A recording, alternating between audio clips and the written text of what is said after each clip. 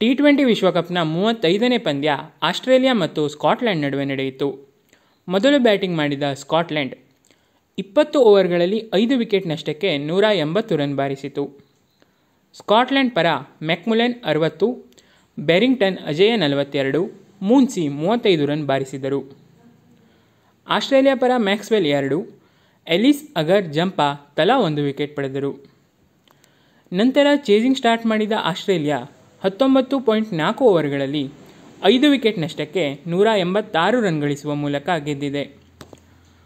Australia ಪರ Head 68, Stoinis 59, Tim David ಅಜೇಯ 24 run ಬಾರಿಸಿದರು.